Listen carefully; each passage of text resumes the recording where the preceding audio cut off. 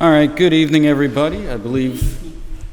Thank you. No, that used to be such a call and response situation. No, that was good. I didn't leave you room for that to come in. So, good evening. Thank you. It's week 6 already. We're going to be in an interesting historical interlude this week between, it's going to be chapters 36 through 39. And, so next week we're going to backtrack a little bit to cover something that is thematically just different. So last week we talked about God judging the nations. We talked about the spiritual realities behind the world, behind world powers, and Judah's false security. Where we left them last week, Assyria was the main threat that Isaiah in his prophecy was trying to get Judah not to align with Egypt as aligning with a world superpower of Assyria, decades before, got them in this current mess that they're in. So tonight we're going to look at the Assyrian siege. We're going to look at King Hezekiah's test and King Hezekiah's failure. Yeah, it's a bit of a spoiler alert.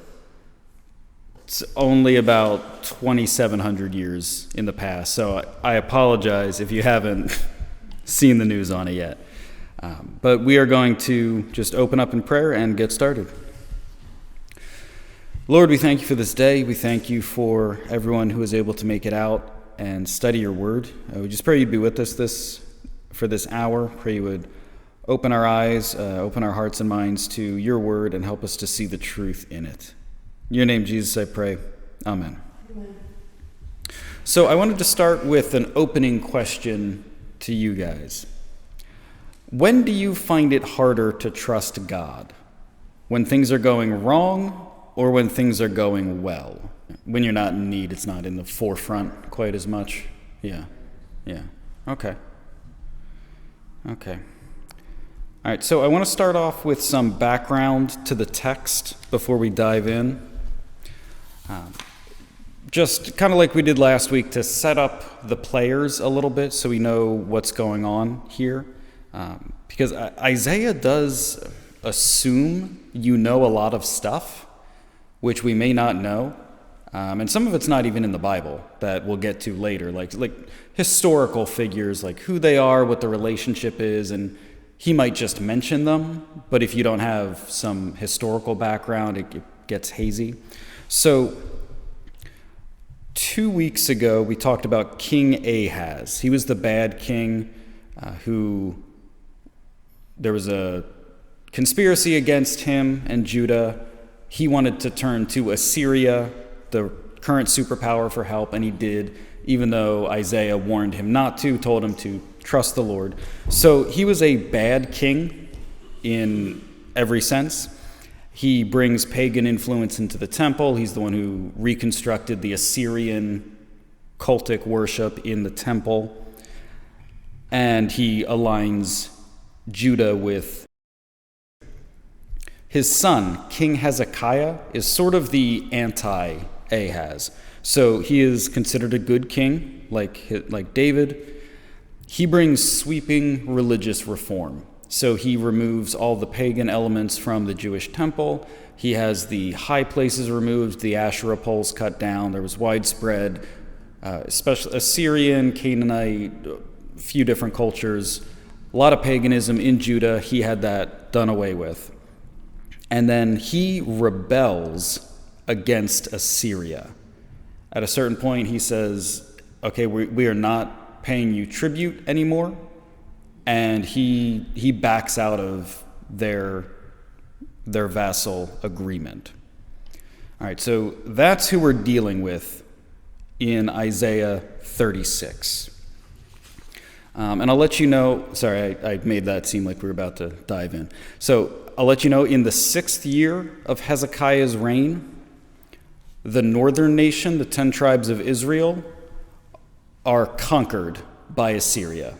Assyria comes in, wipes them off the map, and has them deported to different parts of their empire. In the 14th year of Hezekiah's reign, the Assyrians set their sights on Judah. Hezekiah has a moment of attempting to placate them. A lot of this comes from 2 Kings 18. He has a moment of attempting to placate them. The Assyrians demand 300 talents of gold, 30 talents of silver, which Hezekiah drains reserves to try to pay, even stripping gold from the temple doors. But it's too little, too late for the Assyrians. They attack anyway. The historical records that we have from the Assyrians line up perfectly with the biblical accounting. So Assyria starts taking cities in Judah. So not Jerusalem, that's where the king is, but they start marching into Judah itself and taking certain cities. And an inscription from the Assyrian king at the time, Sennacherib, there's an inscription known as the Taylor Prism, where he claims that he captures 46 cities and over 200,000 Judeans. He describes King Hezekiah as being shut up like a bird in a cage in Jerusalem. So that's his historical record of it. And this is the general realm where we're picking up now in Isaiah 36.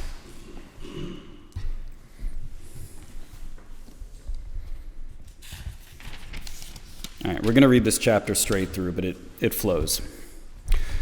Now it came to pass in the 14th year of King Hezekiah that Sennacherib, king of Assyria, came up against all the defense cities of Judah and took them.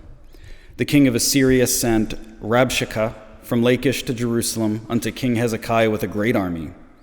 And he stood by the conduit of the upper pool in the highway of the fuller's field. Then came forth unto him Eliakim, Hilkiah's son, which was over the house, and Shebna the scribe, and Joah, Asaph's son, the recorder. And Rabshakeh said unto them, Say ye now to Hezekiah, Thus saith the great king, the king of Assyria, What confidence is this wherein you trust? I say, sayest thou, but they're vain words, I have counsel and strength for war. Now, on whom dost thou trust, that thou rebel against me? Lo, thou trustest in the staff of this broken reed on Egypt, whereon if a man lean, it will go through his hand and pierce it. So is Pharaoh, king of Egypt, to all that trust in him. But if thou say to me, We trust in the Lord our God, is it not he whose high places and whose altars Hezekiah has taken away, and said to Judah and Jerusalem, Ye shall worship before this altar?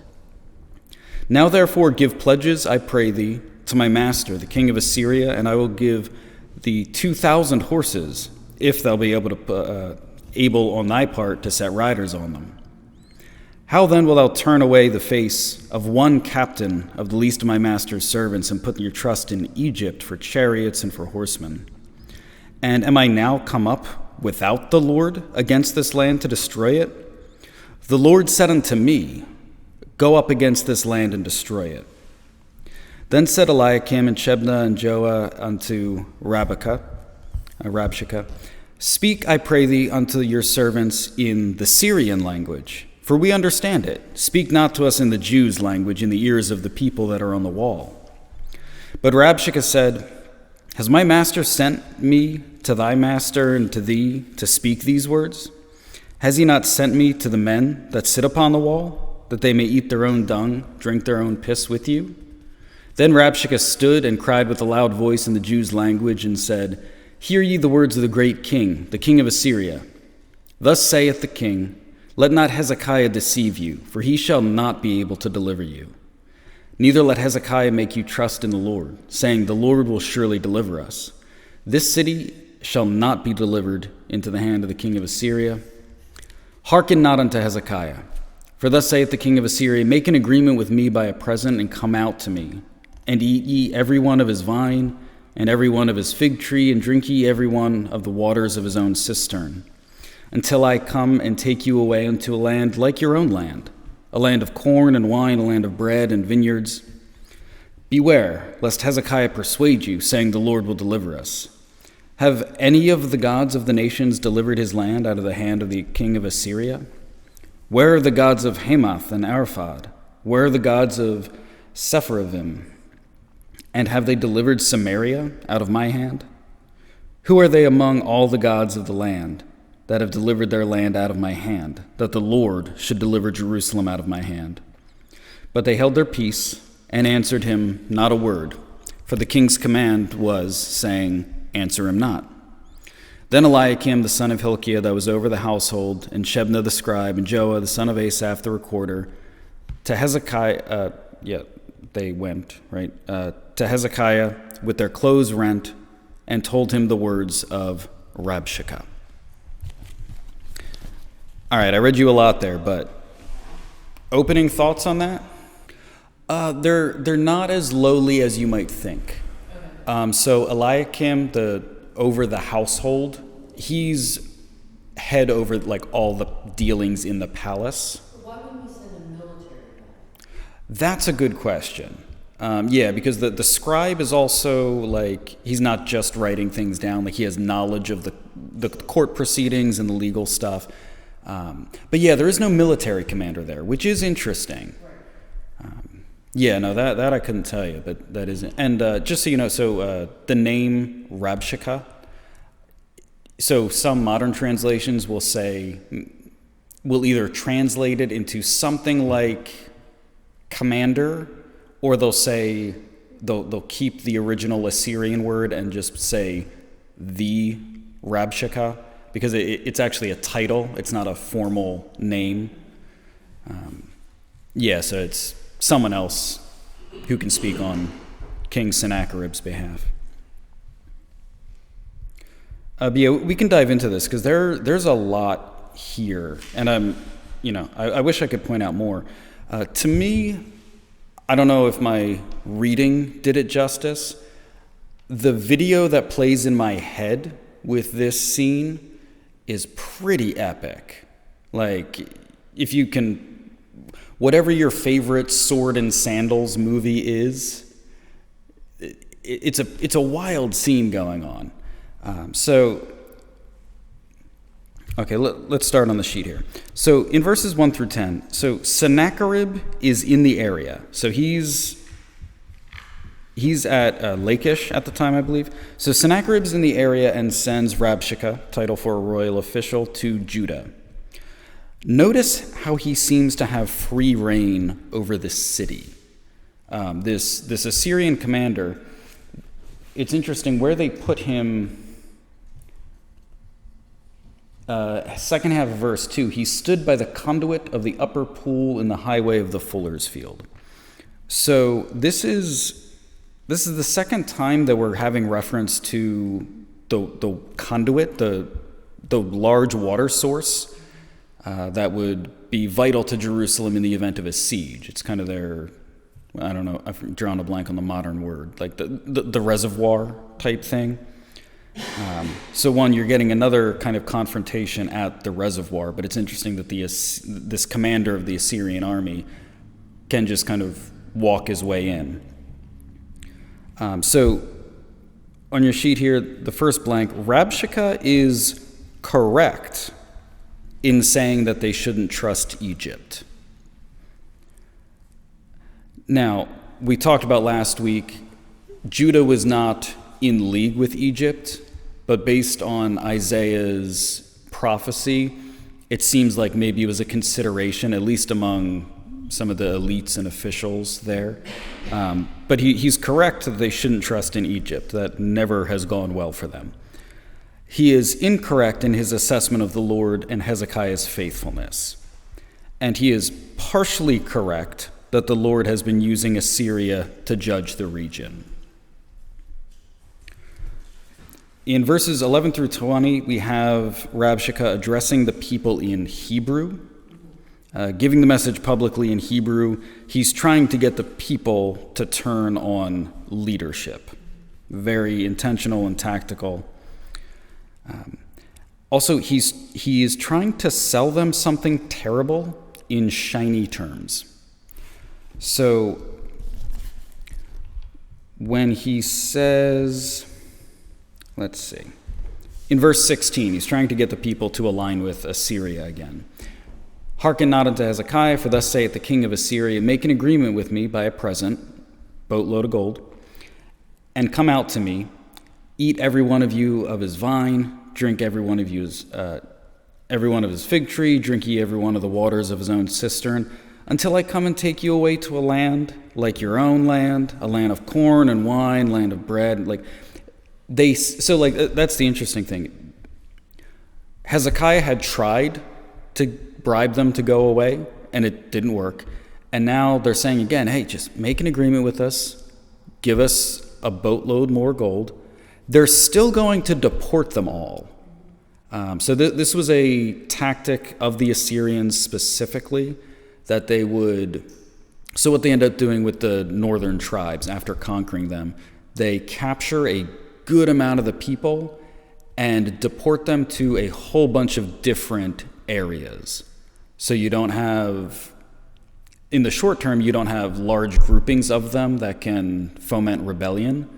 But then they know in a generation or two, that people group won't really exist culturally because they're going to be in these other lands, they're going to marry other people. And in fact, that's what happens with the northern tribes of Israel. That's how we get the Samaritans, because you had some original Israelites left, and they imported other, ancient Near Eastern people groups there, and that mixture of the Israelite and the other ancient Near Eastern people, that's the ethnic group that's known as the Samaritans. So they're still deporting everyone. They're still doing all that. That's the plan anyway. And then on your paper there, verse 16, vines and cisterns. He's using covenant language. So I gave you a few references there. It starts out first, that first King's reference is Solomon, and he's using this language as the language of abundant blessing under God's care. If we are faithful to him, it's this kind of Edenic picture of prosperity. Everyone, great and small, they have their own grapevines, their own fig tree, their own well. So he's somehow using that language, and he could be familiar with their scriptures because he does speak Hebrew. They are a people under Assyria. So I don't know how intentional that is, but if you're familiar with that covenant language, it really sticks out. And then verses 18 through 20, this book has spent many chapters showing that Judah's God is over the nations and wielding Assyria like a club. So as Rabshakeh is boasting of all of his military victories in the area, Isaiah has been setting up for us the whole time. Well, this is God doing this through the Assyrians. All right, so now we get to Hezekiah's test. So we're going to be in chapter 37, and I'm going to jump around a little bit here. And then at one point I'm going to explain something that we're skipping. All right, so after that, chapter 37, verse 1, and it came to pass, when King Hezekiah heard it, he rent his clothes, covered himself with sackcloth, and went into the house of the Lord. And he sent Eliakim, who was over the household, and Shebna the scribe, and the elders of the priests, covered with sackcloth, unto Isaiah the prophet, the son of Amos. And they said unto him, Thus saith Hezekiah, This day is a day of trouble, and of rebuke, and of blasphemy, for the children are come to birth, and there's not strength to bring forth. It may be that the Lord thy God will hear the words of Rabshakeh, whom the king of Assyria his master has sent to reproach the living God, and will reprove the words which the Lord thy God has heard. Wherefore lift up thy prayer for the remnant that is left. So the servants of King Hezekiah came to Isaiah. And Isaiah said unto them, Thus shall ye say unto your master, Thus saith the Lord, be not afraid of the word that thou hast heard, wherewith the servants of the king of Assyria have blasphemed me. Behold, I will send a blast upon him, he shall hear a rumor, and return to his own land, and I will cause him to fall by the sword in his own land. Now, we're going to skip a few verses here. He does hear a report of a foreign invading army back home. Now, this is not what ends his life. We'll get to that. But it does give us a window into what's going on with Assyria, because they are fighting, like they have, even as the empire, they have enemies. They still have multiple lines of attack. And as we will see in the next verses, even after hearing about this attack at home, Sennacherib stays and doubles down with Judah. He's so arrogant and confident in his military capabilities, he sends him another letter saying like, all right, last shot here. Okay, so verse 14. Hezekiah received this second letter from the hand of the messengers and read it, and Hezekiah went up to the house of the Lord and spread it out before the Lord. Hezekiah prayed unto the Lord, saying, O Lord of hosts, God of Israel that dwelleth between the cherubims, thou art the God, thou alone, of all the kingdoms of the earth. Thou hast made heaven and earth. Incline thine ear, O Lord, and hear. Open thine eyes, O Lord, and see. And hear all the words of Sennacherib, which hath sent to reproach the living God. Of a truth, Lord, the kings of Assyria have laid waste all the nations and their countries, and have cast their gods into the fire. For they were no gods, but the work of men's hands, wood and stone. Therefore they have destroyed them. Now therefore, O Lord our God, save us from his hand, that all the kingdoms of the earth may know that thou art the Lord, even thou only.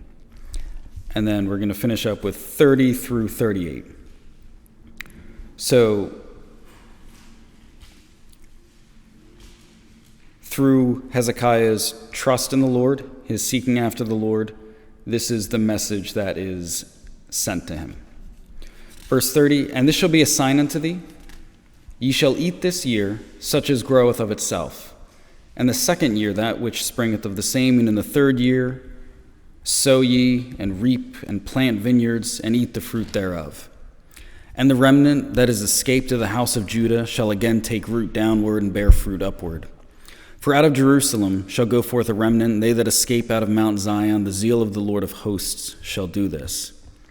Therefore thus saith the Lord concerning the king of Assyria, he shall not come into this city, nor shoot an arrow there, nor come before it with shields, nor cast a bank against it. By the way that he came, by the same shall he return, and he shall not come into this city, saith the Lord. For I will defend this city, to save it for mine own sake, and for my servant David's sake. Then the angel of the Lord went forth, and smote in the camp of the Assyrians 185,000.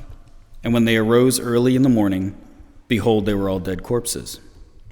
So Sennacherib king of Assyria departed, and went and returned and dwelt at Nineveh.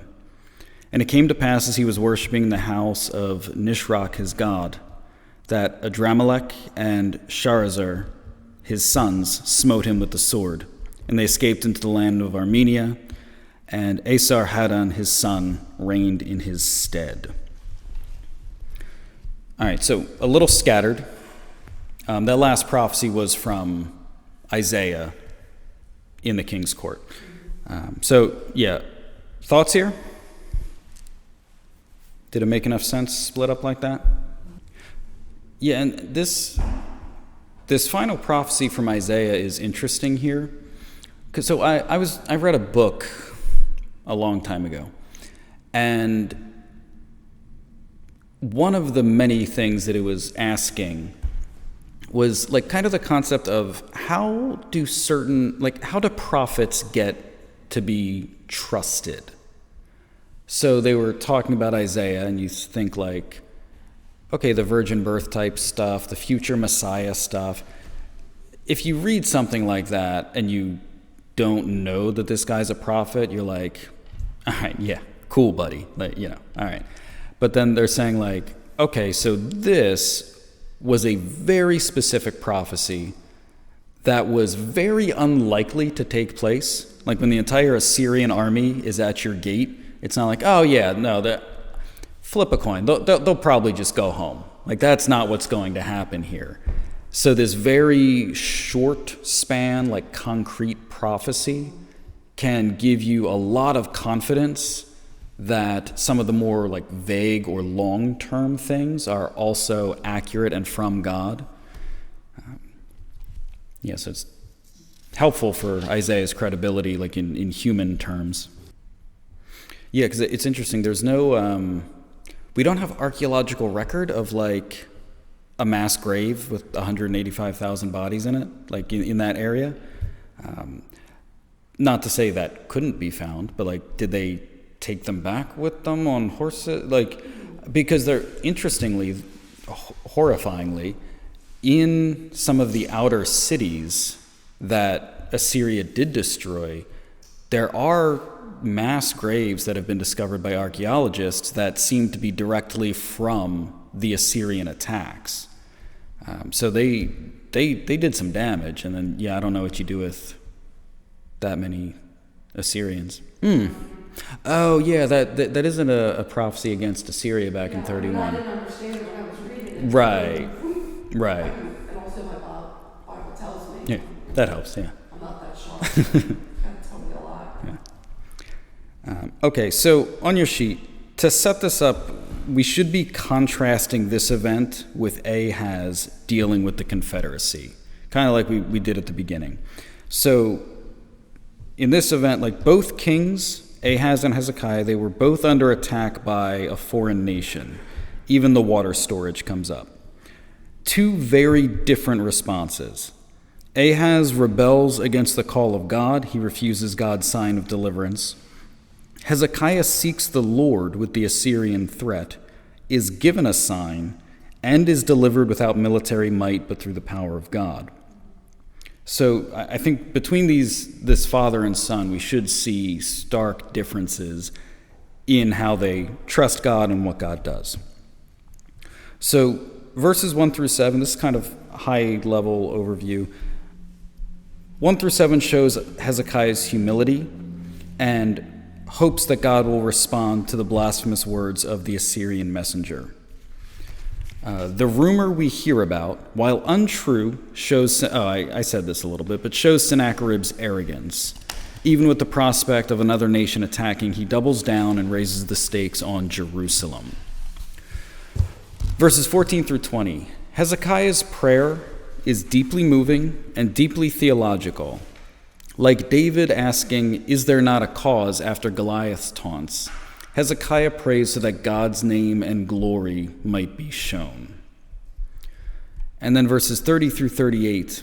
The sign to Hezekiah in verse 30 uses the language of Sabbath years. That's the blank there, Sabbath years from Leviticus 25. The idea of not planting crops, letting what grows up on its own come up, and it's this idea of, it's the Sabbath idea just writ large for this agricultural people, that I trust God, I will rest in God, and God will still provide. So they borrow the language very closely from that. God does indeed respond for mine own sake, as Hezekiah requested. The angel of the Lord kills 185,000 overnight, causing retreat. And then there is incredible irony in the death of Sennacherib. So I'll let you know, this does not happen right away, even though it flows in the story like that. Sennacherib dies in this exact manner about 20 years later. So Isaiah, I don't know where this is in his lifespan. He writes about it. But it's about 20 years later. But it's in the temple of his God. So after his whole big push, his whole big thing is, you think your God is going to save you. None of the gods of the other nations have saved them. And then in the temple of his own God, he gets murdered. There are some thoughts as to why his sons murdered him. The main thought, the son who's mentioned at the end of verse 38 who becomes king was not the firstborn son. However, Sennacherib publicly named him as the heir who would rule after him. His two older sons apparently were not happy with this, and historically we know that they flee and try, it's not just the two of them. They have like people and royal stuff going on. So the other brother does take his place, crush them, and then is ruling the empire. Interestingly, the Assyrian documents that we have don't name who killed Sennacherib, but this one does.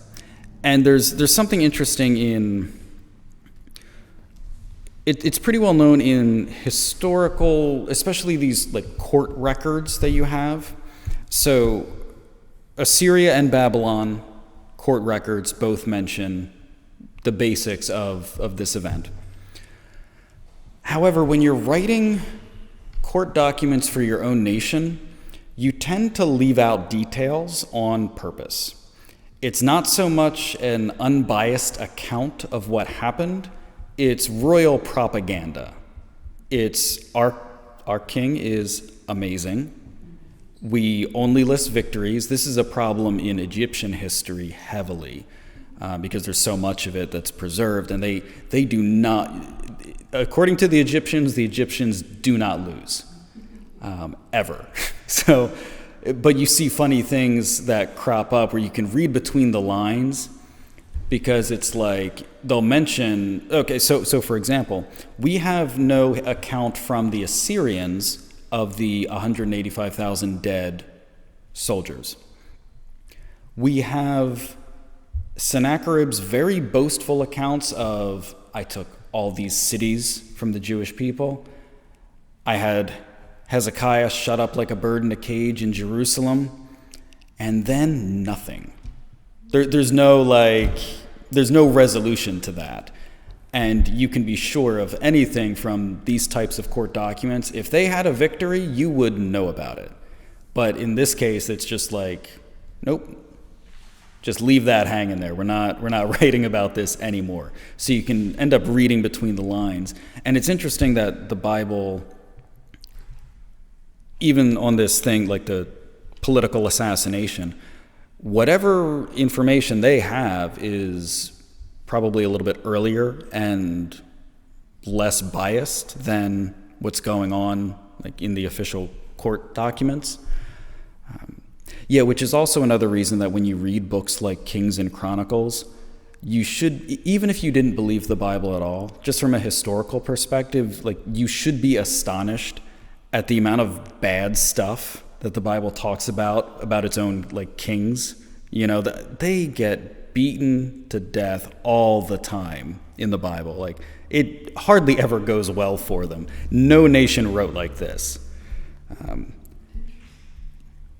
All right, so quick bridge. We don't need to talk about it too long, but we're going to read 8 verses in chapter 38, and this will be helpful to get us to the next section. All right, so in those days was Hezekiah sick unto death. And Isaiah the prophet, son of Amos, came unto him, and said unto him, Thus saith the Lord, Set your house in order, for thou shalt die, and not live. Then Hezekiah turned his face toward the wall, and prayed unto the Lord, and said, Remember now, O Lord, I beseech thee, how I have walked before thee in truth, with a perfect heart, and have done that which was good in thy sight. And Hezekiah wept sore. Then came the word of the Lord to Isaiah, saying, Go and say to Hezekiah, Thus saith the Lord, the God of David thy father, I have heard thy prayer, and I have seen thy tears. Behold, I will add unto thy days 15 years, and I will deliver thee and this city out of the hand of the king of Assyria, and I will defend this city. And this shall be a sign unto thee from the Lord, that the Lord will do this thing that he's spoken. Behold, I will bring again the shadow of the degrees, which is gone down in the sundial of Ahaz, 10 degrees backward. So the sun returned 10 degrees, by which degrees it was gone down. Okay, so while miraculous, this is straightforward. We understand what's going on here. But I think this will be a helpful bridge for the next section, like I said. And just one little thing that stuck out to me. Verse 8, notice that this sign happens on Ahaz's sundial. So the king who wouldn't ask for a sign. And this is where a sign to Hezekiah takes place. I just find that fascinating. Another bit of irony there. All right, and then we are going to read the short chapter 39. At that time, Merodach-Baladan, the son of Baladan, king of Babylon, sent letters and a present to Hezekiah, for he had heard that he had been sick and was recovered. And Hezekiah was glad of them, and showed them the house of his precious things, the silver and the gold, and the spices and the precious ointment, and all the house of his armor, and all that was found in his treasures. There was nothing in his house nor in all his dominion that Hezekiah showed them not. Then came Isaiah the prophet unto King Hezekiah, and said unto him, What said these men? From whence came they? Hezekiah said, They're come from a far country, even from Babylon. Then said he, What have they seen in thine house? Hezekiah answered, All that is in my house have they seen. There is nothing among my treasures that I have not showed them. Then said Isaiah to Hezekiah, Hear the word of the Lord of hosts. Behold, the days come, that all that is in thine house, and that which thy fathers have laid up in store until this day, shall be carried to Babylon. Nothing shall be left, saith the Lord. And of thy sons that shall issue from thee, which thou shalt beget, shall they take away. They shall be eunuchs in the palace of the king of Babylon. Then said Hezekiah to Isaiah, Good is the word of the Lord, which thou hast spoken. He said, moreover, For there shall be peace and truth in my days. All right, depending on what question you ask, I'll push it off until the paper, but opening thoughts or questions here, there's a couple, I'm sure. Yeah, and that's an especially big deal considering like the promises to the line of David that your sons will be made eunuchs, because there's not that that's good for anyone, that will obviously ruin any bloodline, but especially knowing the kings of Judah being the line of David, that should be terrifying news. Yeah, anything else with this? I know it's short, but it's strange and important. Okay, I'll explain some stuff, and when we get there, we are going to read a few verses out of 2 Chronicles, which talks about Hezekiah, and I think this will give us some clarity when we get there.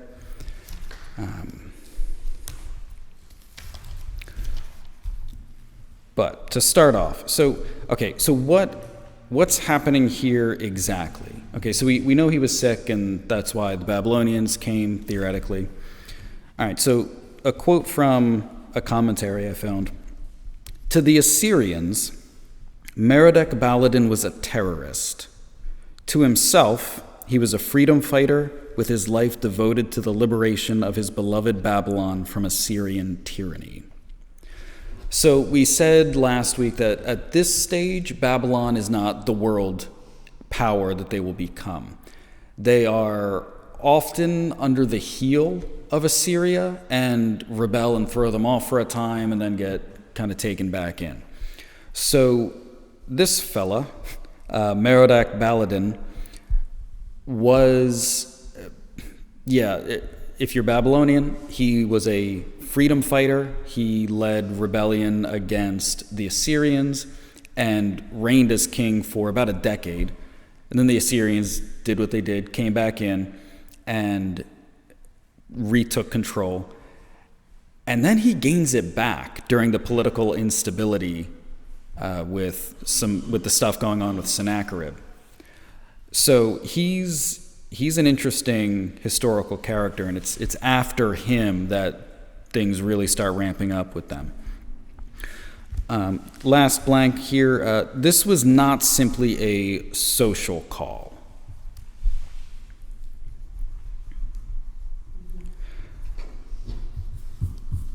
So especially, when we think back to Ahaz, it was Israel and Syria looking to bring Judah into an alliance against the Assyrians. Now you have a nation who was just devastated by Assyria. The Assyrian army somehow didn't take their capital, and now you have this Babylonian warlord king coming to say, hey, I heard you were sick. It's so great to hear you, but you're better. Like, this isn't just friendly banter here. So likely what is happening is he's likely trying to get Judah to be involved with Babylon now as another party against the Assyrians. So this was another test, similar in nature to the previous tests, but different in outcome. Also, Isaiah had a rough couple of chapters with Hezekiah. First he has to tell him, what did he tell him last time? Oh yeah, last chapter, he had to tell him he's going to die. And then this chapter, he has to give him some really bad news. All right, so Hezekiah's response in verse 8. So the charitable read is that he's submitting to God's just judgment, grateful that it's being delayed. The negative read would be short-term thinking and personal relief. Reality is probably a mixture of both. So I want to read a little bit about Hezekiah in 2 Chronicles 32. Yeah, this is it's a helpful historical recap with godly commentary, we could say. So 2 Chronicles 32, verses 24 through 31. In those days Hezekiah was sick unto death, and prayed unto the Lord, and he spake unto him, and gave him a sign. But Hezekiah rendered not again according to the benefit done unto him, for his heart was lifted up. Therefore there was wrath upon him and upon Judah and Jerusalem. Notwithstanding, Hezekiah humbled himself for the pride of his heart, both he and the inhabitants of Jerusalem, so that the wrath of the Lord came not upon them in the days of Hezekiah. Hezekiah had exceeding much riches and honor, and he made himself treasuries for silver and for gold and for precious stones and for spices and for shields and for all manner of pleasant jewels. Storehouses also for the increase of corn and wine and oil, and stalls for all manner of beasts and cotes for flocks. Moreover, he provided him cities and possessions of flocks and herds in abundance, for God had given him substance very much. This same Hezekiah also stopped the upper watercourse of Gihon and brought it straight down to the west of the city of David, and Hezekiah prospered in all his works. Howbeit, in the business of the ambassadors of the princes of Babylon, who sent unto him to inquire of the wonder that was done in the land, God left him to try him, that he might know all that was in his heart. All right, so interesting commentary on that situation. So, I'm trying to make sure I don't have too much of this in the notes. Okay.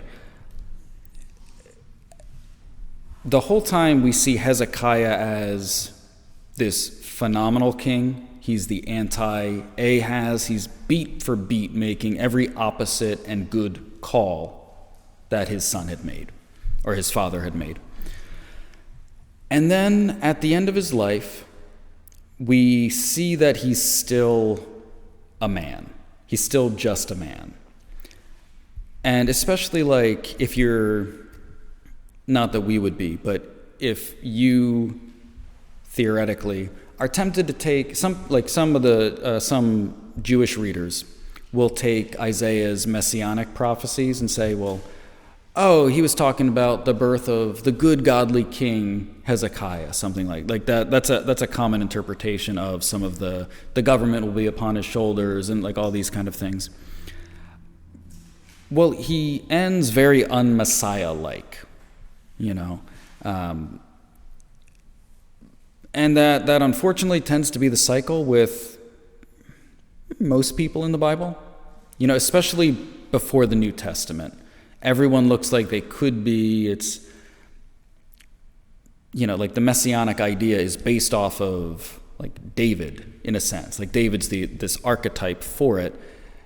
And he's doing great. He slays the giants. He does this, he does that. He's the king of the people.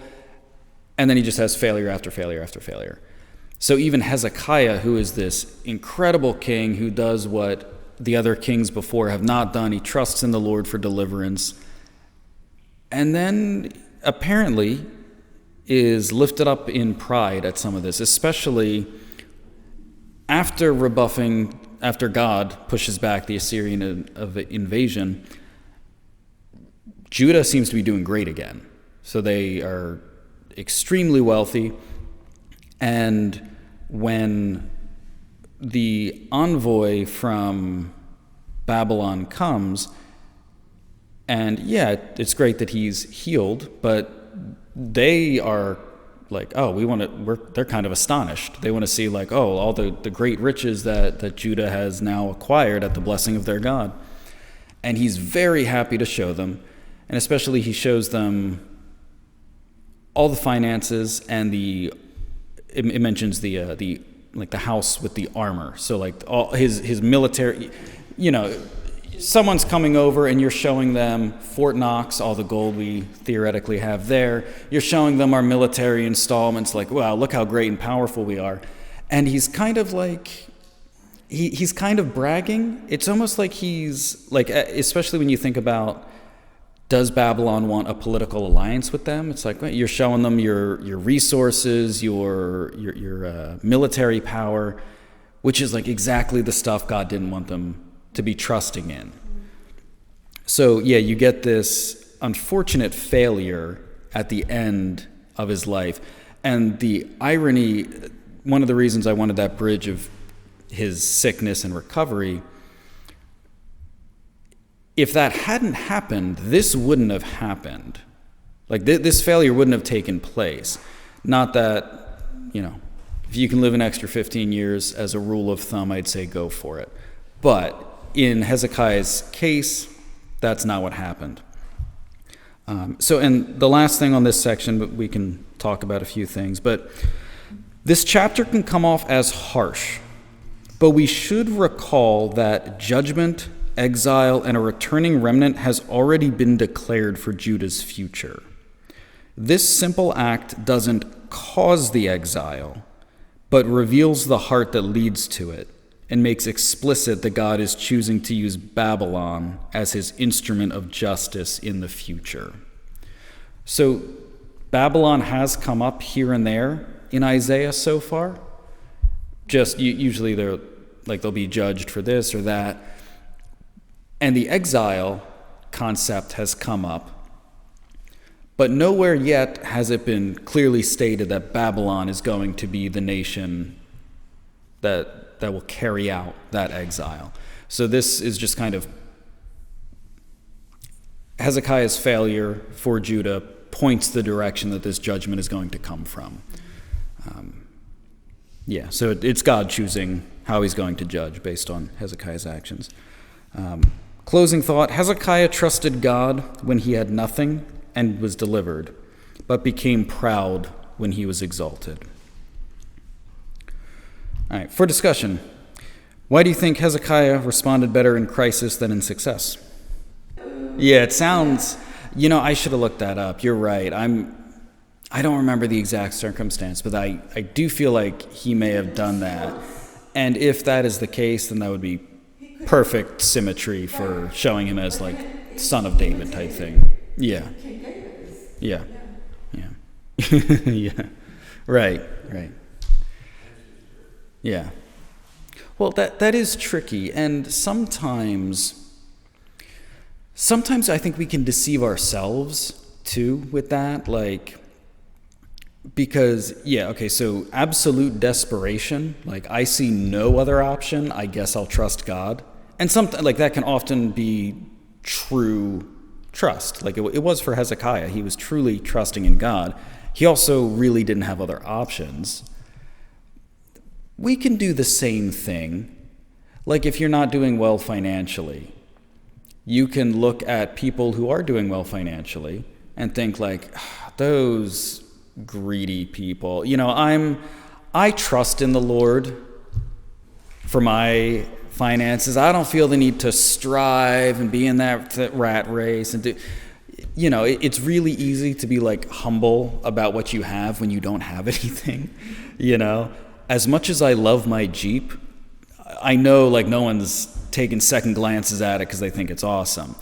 A certain type of person will. Usually people with similar ratty old Jeeps. We have a club. But other than that, but if you were if you had, some expensive car, maybe you'd think a little bit differently about it. Maybe you would end up being that guy that you used to hate who parks in between two parking spots so no one gets close to it, It's easy, I think. All right. We don't really have a lot of time. So, no, I like that. Yeah, what's more dangerous? Or you can take this in however you want. What's more dangerous, threats or flattery? Yeah, that's why I try not to say anything nice to any of you at all, so that I'm not trying to pull anything over, You don't want to pump us up. Exactly. I don't want that pride, that like Hezekiah. Because that's the funny thing. Like Hezekiah had his own faults, of course, like in his responsibility in this situation. But Babylon was coming smoothly, Well, wasn't Babylon a beautiful city? Not yet. It will be. Yeah. Yeah, they're still a scrappy up-and-comer kind of fighting for their existence. Okay, so Ernie's watch went off, so it's officially 8 o'clock. Okay, so I'll just leave you for contemplation. Do I trust God more when I feel desperate or when I feel secure? And what does that reveal about where my confidence truly lies? So for next week, we're going to cover chapters 24 through 27. It's known as the Little Apocalypse. You will quickly see why. So obviously this section that we covered leads us perfectly into the Babylon segment of the book, which starts at chapter 40. But I wanted to get the trust of kings and nations together.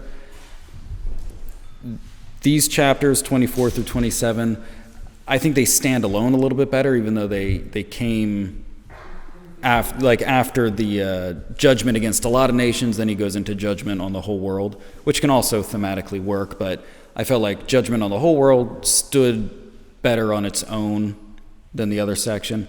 So we'll do that, and then the following week we'll jump into Babylon and the exile context. And